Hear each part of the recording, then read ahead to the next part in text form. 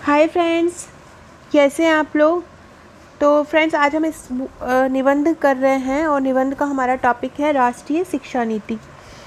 तो राष्ट्रीय शिक्षा नीति, नवीन जो राष्ट्रीय शिक्षा नीति बनी है उस पर हम पढ़ने वाले हैं। इस पे टॉपिक पढ़ना बनता है और हमारे एग्ज़ाम में इसके पूछे जाने की बहुत ज़्यादा संभावना है। बहुत सारे लोगों ने इस पर बोला भी था कि मैम निबंध बनाइए, और हमारे निबंध ग्रुप जो है मुख्य परीक्षा के लिए, जहां आपको करंट टॉपिक के निबंध दिए जाते हैं, जो भी सिलेबस में है वो निबंध दिए जाते हैं, या ऐसा कोई मुद्दा जो पूछा जा सकता है, जैसे कि आपका आत्मनिर्भर भारत है ना, इंडिया वर्सेस जो हमारा भारत है, तो इंडिया बनाम जो भारत है, कोरोना से रिलेटेड क्वेश्चंस जो हैं, कोरोना से रिलेटेड जो निबंध बन सकते हैं, टॉपिक बन सकता है, वो हम वहाँ पे कवर करेंगे। महिलाओं से संबंधित मुद्दे, सामाजिक समस्याओं से संबंधित मुद्दे, भारत की सुरक्षा से संबंधित मुद्दे, तो इस प्रकार के टॉपिक आते ही हैं। या ये हम भाषा संबंधित मुद्दे देख लें, तो ये वाले जो टॉपिक हैं, आपको जब ऐसे आप सिलेक्ट करते हैं,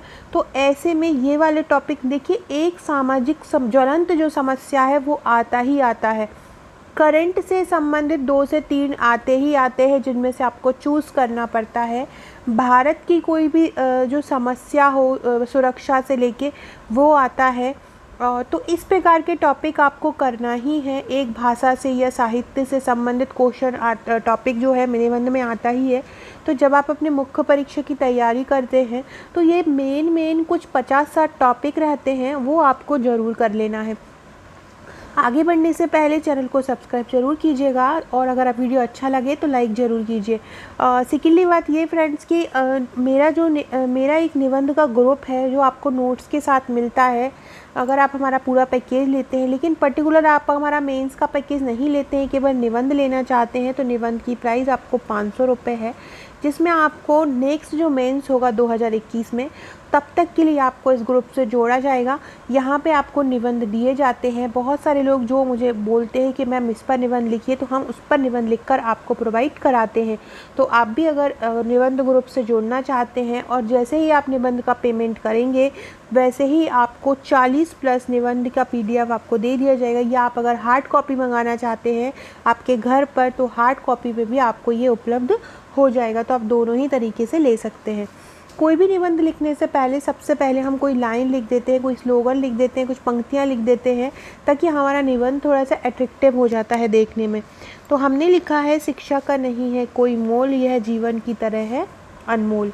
अब हम स्टार्ट करते हैं। हम पूरी राष्ट्रीय शिक्षा नीति के बारे में पढ़ेंगे, लास्ट में हम इसका कंक्लूजन लिखेंगे। हाल ही में केंद्र सरकार ने राष्ट्रीय शिक्षा नीति, जिसको हम NEP बोलते हैं, नेशनल एजुकेशन पॉलिसी, जिसका शॉर्ट फॉर्म NEP ही नॉर्मल अभी बातों में आता है, तो हाल ही में केंद्र सरकार ने राष्ट्रीय शिक्षा नीति 2020 को मंजूरी दे दी है। ये किसका स्थान लेगी? नई शिक्षा नीति 34 वर्ष पुरानी राष्ट्रीय शिक्षा नीति 1986 को प्रतिस्थापित करेगी। जो शिक्षा नीति जो अभी बनी हुई है, जो की सरकार ने अभी घोषणा की है, ये इसके पहले केवल 1986 में ही बनी थी। 1986 के बाद कोई भी शिक्षा नीति नहीं आई है। राष्ट्रीय शिक्षा नीति 2020 में शिक्षा की पहुंच, समानता, गुणवत्ता, बहनी शिक्षा और उत्तरदायित्व जैसे मुद्दों पर विशेष ध्यान दिया गया है। जो नई शिक्षा नीति है उसमें ये ध्यान दिया गया है कैसे शिक्षा तक पहुंच हो, समानता पर ध्यान दिया गया है, अच्छी शिक्षा पर ध्यान दिया गया है, इन मुद्दों पर विशेष ध्यान दिया गया है। नई शिक्षा नीति के निर्माण के लिए जून 2017 में इसरो के जो प्रमुख हैं डॉक्टर कस्तूरी रंगन की अध्यक्षता में एक समिति का गठन किया गया था। तो ये जो नई शिक्षा नीति का जो काम चल रहा है कि ये हो तो बहुत पहले से रहा था, लेकिन अभी उसका जो है घोषणा हुई है। तो 2000 से अभी हमने इसका इतिहास लिया, जब हम इंट्रो लिखते हैं तो हम उसका इतिहास वगैरह सब लिख लेते हैं। तो नई शिक्षा नीति के निर्माण के लिए जून 2017 में जो इसरो के प्रमुख थे डॉक्टर कस्तूरी रंगन, उनकी अध्यक्षता में एक समिति का गठन किया गया। इस समिति ने मई 2019 में राष्ट्रीय शिक्षा नीति का मसौदा, एक कच्चा जो मॉडल तैयार करके 2019 में इन्होंने दे दिया। राष्ट्रीय शिक्षा नीति 2020 वर्ष 1968 और 1992 में संशोधित की गई। 1968 जो है 1968 और 1986 को संशोधित नीति 1982 में की गई थी। इसके बाद ये स्वतंत्र भारत की जो अभी नीति आएगी वो तीसरी शिक्षा नीति होगी। ये प्रीलिम्स का भी फैक्ट बनता है कि जो भी सरकार ने घोषणा की है वो कौन से नंबर की शिक्षा नीति है, तो तीसरे नंबर की है। NEP 2020 के तहत केंद्र व राज्य सरकार के सहयोग से शिक्षा क्षेत्र पर देश की GDP का 6% हिस्से के बराबर निवेश का लक्ष्य रखा गया है। मतलब केंद्र और राज्य सरकार के सहयोग से शिक्षा पर देश की GDP का कितना खर्च किया जाएगा, 6% खर्च किया जाएगा। नई शिक्षा नीति में वर्तमान में सक्रिय 10+2 जो मॉडल चलता है उसके स्थान पर 5+3+3+4 का आधार पर विभाजित किया जाएगा। इस शिक्षा नीति में विद्यार्थियों में रचनात्मक सोच, इस प्रकार का अगर मॉडल होगा तो जो एक धर्रा सा चला आ रहा है रटना और पास होना रटना और वो नहीं होगा। और इनका उद्देश्य है कि विद्यार्थियों में नए नए सोच विकसित हो जिससे वो तार्किक निर्णय ले पाएँ, खुद प्रैक्टिकली सोच पाएँ, तर्क कर पाएँ और अच्छे तरीके से नए तरीके से आचरण को सीखें।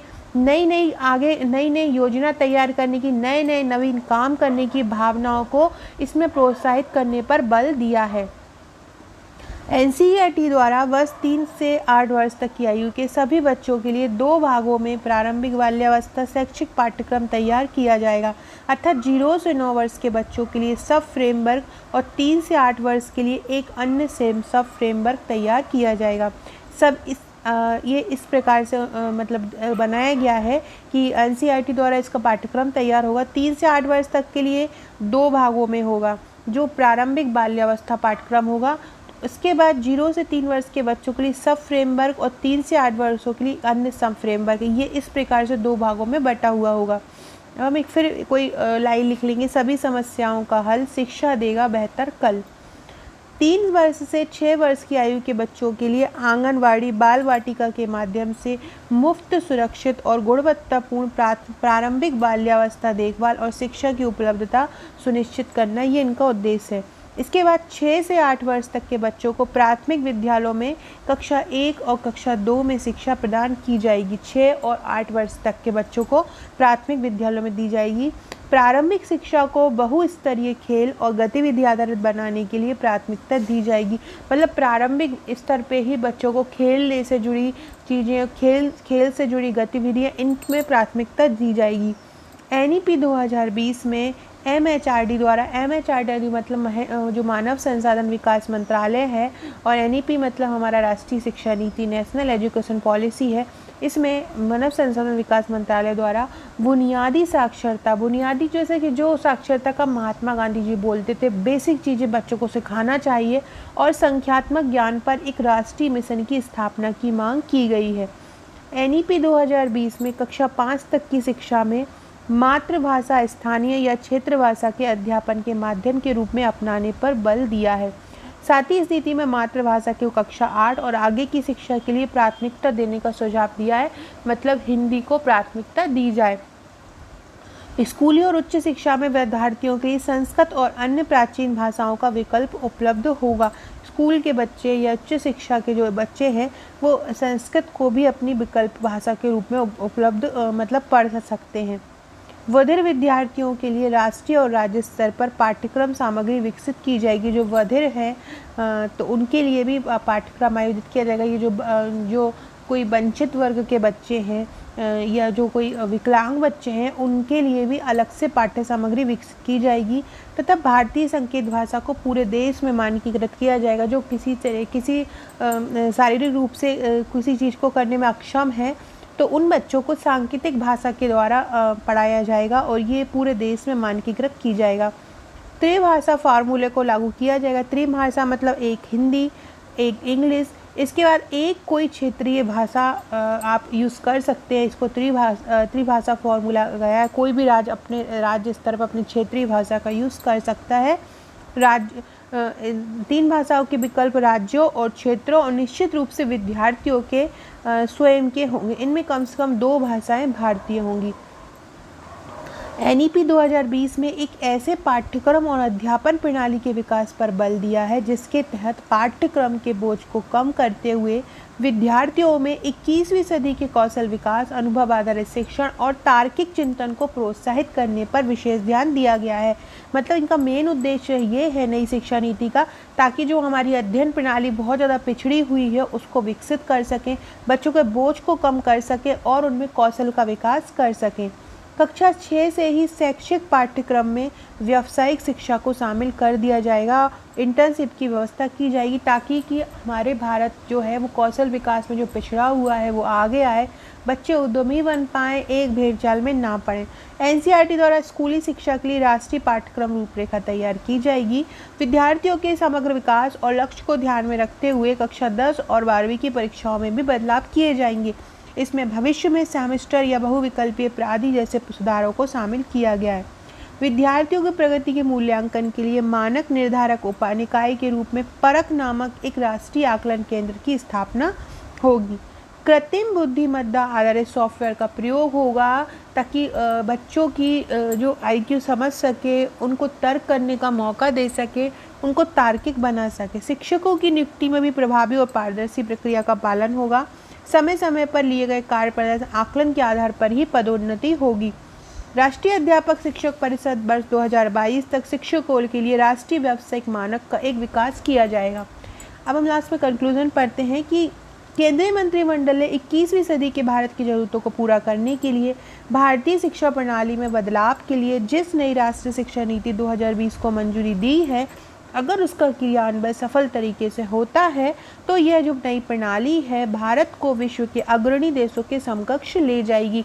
मतलब अगर जो नई शिक्षा नीति बनाई है 21वीं सदी में, जो वर्तमान उद्देश्यों को देखकर, वर्तमान शिक्षा को देखते हुए, जो ज़रूरत है उसको देख के बनाई गई है, अगर ये सफल होती है तो भारत को विश्व के अग्रणी देशों में ले जाएगी, क्योंकि हमारा युवा ही देश का विकास कर सकता है। नई शिक्षा नीति 2020 के तहत 3 साल से 18 साल तक के बच्चों को शिक्षा का अधिकार कानून 2009 के अंतर्गत रखा है। 34 वर्षों बाद आई इस नई शिक्षा नीति का उद्देश्य सभी छात्रों को उच्च शिक्षा प्रदान करना है, जिसका लक्ष्य 2025 तक पूर्व प्राथमिक शिक्षा को सार्वभौमिक बनाना है, मतलब सभी के लिए उपलब्ध होना है। स्नातक शिक्षा में artificial intelligence, 3D machine data विश्लेषण, जैव प्रौद्योगिकी आदि क्षेत्रों के समावेशन से अति आधुनिक क्षेत्रों में भी कुशल पेशेवर तैयार होंगे। स्नातक शिक्षा में भी इनका प्रयोग होगा तो कुशल पेशेवर तैयार होंगे, कुशल उद्यमी तैयार होंगे और युवाओं की रोजगार क्षमता में वृद्धि होगी। सो इस प्रकार से फ्रेंड हमारा ये राष्ट्रीय शिक्षा नीति का टॉपिक, इसी प्रकार से करंट इशू के टॉपिक मैं आपको लाती रहूँगी। फ्रेंड्स ये इस प्रकार की निबंध की फाइल आपको मिलेंगी, साथ में इनके आपको एक ग्रुप भी मिलेंगे मेंस के नोट्स के साथ। इन ग्रुप में भी आप अपनी पढ़ाई कर सकते हैं, इनमें भी आपको आंसर्स दिए जाते हैं तो आप वो देख सकते हैं। इसके बाद ये हमारा पूरा पैकेज है, मेंस का पैकेज है, मेंस सॉफ्ट कॉपी का मेंस सॉल्व पेपर का पैकेज है, ये mains notes plus solve paper है, और ये प्रीलिम्स का मेरा पूरा सेट है। प्रीलिम्स का एग्ज़ाम जल्दी ही होगा तो प्रीलिम्स की तैयारी भी आप लोग स्टार्ट कर दीजिए। ये प्रीलिम्स का पूरा पैकेज है तो ये आप लोगों को करना है। सो फ्रेंड्स ये था हमारा आज का वीडियो। अगर वीडियो अच्छा लगा हो तो लाइक शेयर ज़रूर कीजिएगा। आप हमारे व्हाट्सएप और टेलीग्राम ग्रुप से जुड़ सकते हैं, जिसकी लिंक आपको डिस्क्रिप्शन में मिल जाएगी। Okay friends, thank you.